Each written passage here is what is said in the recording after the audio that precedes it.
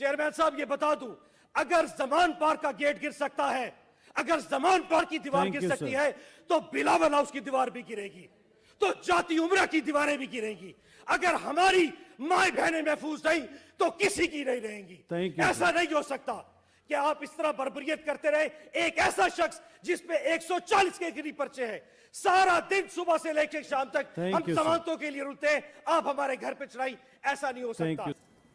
मोहतरम जनाब senator own Abbas. बिस्मिल्लाहिर्रहमानिर्रहीम। सर, दो बातें आज करना चाहूँगा, सिर्फ 5 मिनट से ज़्यादा नहीं लूँगा सर आपके। Thank you very much sir, पहला पॉइंट ये है कि अभी चीफ जस्टिस साहब ने अभी एक इतलात के मुताबिक उन्होंने रेंजर्स तलब की हैं सुप्रीम कोर्ट के बाहर, और वाटर कैनन और शायद बाहर बाकी मामला भी हैं कि शायद किसी तौर पे कोई लोग सुप्रीम कोर्ट पे हमला ना कर दें।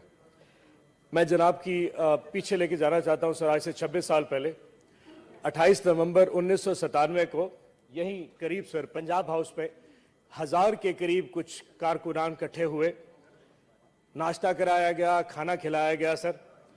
मेन्यू में निहारी भी थी, सिरी पावे भी थे, लस्सी भी पिलाई गई सर। और उन 1000 कारकुनों को 1 घंटे बाद आपके साथ इसी सुप्रीम कोर्ट में इसी गेट के ऊपर चढ़ा के सर अंदर भेज दिया गया। और उस वक्त भी इस्लामाबाद की बहादुर पुलिस, जिसको तमगा इम्तियाज से नवाजा गया, जिसकी 26 साल में आज तक बहादुरी की कोई मिसाल नहीं मिलती, उसी तरह बहादुरी से डंडे उठा के साइड पे खड़े हो गए कि चढ़ जाओ जजों के ऊपर। और जब वो लोग अंदर गए थे सर, तो हुक्म ये था कि अगर चीफ जस्टिस मिल जाए मरहूम तुम्हें, तो उसको नंगा करके मारना है। नंगा करने की मिसाल तो इनकी सर पिछता हयात से शुरू आती है, एक शौक है इनको। चीफ जस्टिस साहब दौड़ के पीछे टी रूम में जाके दौड़ गए और यह हुक्म दिया गया कि जहां पे जिधर मिले इसको लंबा लिटा देना है। वक्त चला गया सर। आज 26 साल बाद वक्त दोबारा आ गया है सर। आज फिर एक चीफ जस्टिस बैठा है। उस वक्त चीफ जस्टिस का कसूर यह था कि उसने कहा कि मैं कंटेम्प्ट ऑफ कोर्ट की प्रोसीडिंग चलाऊंगा नवाज शरीफ के खिलाफ। आज के चीफ जस्टिस का कसूर यह है कि उसका भाई चला गया, उसकी जगह दूसरा वजीर आजम है, और वो फैसला करने वाला है कि मैं आइन और कानून की पासदारी करूंगा और 90 दिन में इलेक्शन कराऊंगा। एक चीफ जस्टिस जो सिर्फ आइन की पामाली को रोकने के लिए आज एक फैसला करने जा रहा है। आज हजारों कारकुनान फिर आएंगे, फिर आइन को पामाल करेंगे, और अल्लाह न करे आज फिर चीफ जस्टिस और सुप्रीम कोर्ट की वो पामाली की जाएगी। ये इनकी पुरानी तारीख है, ये इसी तरह ही चलते रहे हैं। हजूरे वाला, आज जो होगा वो तो तारीख याद रखेगी, लेकिन याद रखिएगा, आज अगर एक दफा ये आइन और कानून लेट गया, पाकिस्तान में 70 साल तक फिर ऐसे लेटता ही रहेगा। पाकिस्तान में आज तारीख रकम की जा रही है, और आज अगर इस ऐवान ने चीफ जस्टिस के साथ अपने आप को खड़ा ना किया, तो हम और आप चेयरमैन साहब, हम सारी उम्र कसूरवार रहेंगे। ये मेरा पहला पॉइंट है सर। दूसरा पॉइंट सर, 7 मार्च को सर 2023, आज से तकरीबन को 23 दिन पहले, मैं लाहौर में मौजूद था सर। जमान पार के बाहर अचानक कहीं से इस्लामाबाद पुलिस का एक एसपी और उसकी तमाम फोर्सेस पूछे पंजाब पुलिस पीछे साथ आई सर। शेलिंग स्टार्ट की गई, शेलिंग की गई, पत्थर मारे गए, वाटर कैनन से पानी फेंका गया। शाम को इत्तला मिली सर, एक बच्चा शहीद हो गया। पहले उसकी शहादत को दिखाया गया कि इमरान खान साहब ने उसको कत्ल कर दिया। 302 का पर्चा इमरान खान साहब पे दर्ज कर दिया गया। अचानक अकल के नाखून आए तो 302 खत्म करके फिर अचानक उन पे एक्सीडेंट का पर्चा किया गया, और चंद 3-4 लोगों को जिन्होंने उसकी लाश को सड़क से उठा के अस्पताल पहुंचाया था, उस पे FIR दर्ज करके एक्सीडेंट करा के 94 के उसके ऊपर कार्रवाई मुकम्मल कर दी गई। आज इस बात को 24 दिन हो चुके हैं सर। 24 दिन के बाद आज तक जिले शाह के बाप को या इस पूरी कौम को यह पता नहीं कि जिले शाह का कातिल कौन था। हजूरे वाला, याद रखिएगा, एक तो वो बच्चा स्पेशल चाइल्ड और दूसरा सैयद था। अगर आज भी इस हुकूमत ने उसके कातलों को बेनकाब ना किया, क्योंकि हमें तो पता है किसने उसको कत्ल किया था, अगर आज भी उसको बेनकाब ना किया हजूरे वाला, ये अवान और इस अवान में बैठे तमाम लोग उसके खून के चीटे हमारे दामन पे रहेंगे। ये हो नहीं सकता कि एक ना हक को कत्ल किया जाए और 24 दिन तक इस ऐवान में भी खामोशी से बैठे रहे और उसके कातिल की अभी तक किसी ने बताया ना हो।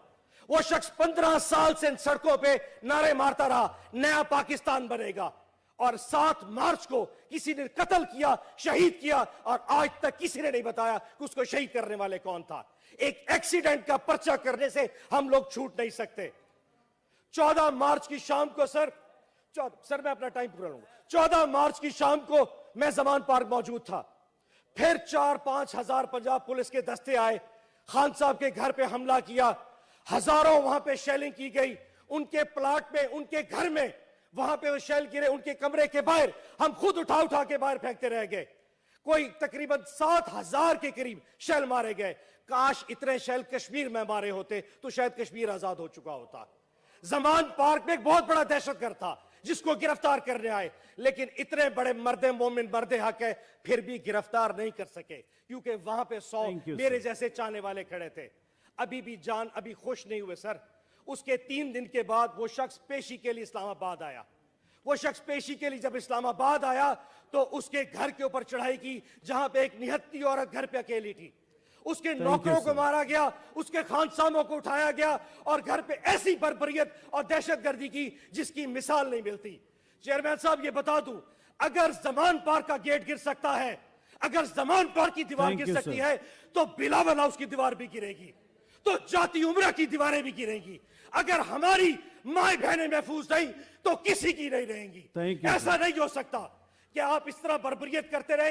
एक ऐसा शख्स जिसपे 140 के करीब पर्चे हैं, सारा दिन सुबह से लेकर शाम तक हम जमानतों के लिए रुलते हैं, आप हमारे घर पे चढ़ाई, ऐसा नहीं हो सकता। सर आखिर में सिर्फ एक चीज बता दूं, आपने हसन नियाजी को उठा लिया, आपने अजहर मशवानी को उठा लिया। लाहौर में पर्चा होता है, पिशावर पर्चा होता है, क्वेटा होता है, कराची होता है। अजहर मशवानी 8 दिन के लिए गायब रहा। इस सल्तनत में कोई शख्स ये बोला नहीं किसके पास। इंटीरियर मिनिस्ट्री से पूछा तो कहता है मुझे कोई मालूम नहीं, शायद इमरान खान ने खुद उठा लिया। इमरान खान खुद अपने आप को गोली मारता है, इमरान खान खुद ही लोगों को कत्ल करा देता है, खुद ही लोगों को उठा लेता है। एक आखिर में अगर नज़म सुना दूं हजूर तो उससे खत्म कर दूंगा। ये है किसी बच्चे की, सर कहीं गलती हो जाए तो माफी, उसका नाम फरहाद है जी। अपनी सर है नहीं, वरना जरूर सर राणा साहब, और ये मुफ्ती साहब आपसे माजरत के साथ जी, थैंक यू सर। ये अपनी मर्जी से सोचता है, इसे उठा लो। सर सुन लीजिएगा, ये अपनी मर्जी से सोचता है, इसे उठा लो। उठाने वालों से कुछ जुदा है, इसे उठा लो। वो बेअदब इससे पहले जिनको उठा लिया था, वो बेअदब इससे पहले जिनको उठा लिया था, ये उनके बारे में पूछता है, इसे उठा लो। इसे बताया भी था क्या बोलना है क्या नहीं, इसे बताया भी था क्या बोलना है क्या नहीं, मगर ये अपनी ही बोलता है, इसे उठा लो। जिन्हें उठाने पे हमने बख्शे मकाम खिलवत, जिन्हें उठाने पे हमने बख्शे मकाम खिलवत, ये उन सियानों पे हंस रहा है, इसे उठा लो। ये पूछता है कि अमने आमा का मसला क्यों है, ये पूछता है कि अमने आमा का मसला क्यों है, इसे अमने आमा का मसला है, इसे ही उठा लो। इसे कहा भी था जो हम दिखाएं वो देखोगे। Thank you sir. इसे कहा भी था जो हम दिखाएं बस उतना देखो, मगर ये अपनी मर्जी से देखता है, इसे उठा लो। और आखिरी शेर हजूर, सवाल करता है ये दीवाना हमारी हद पे, सवाल करता है ये दीवाना हमारी हद पे, ये अपनी हद से गुजर गया है, इसे उठा लो। Thank you so much sir.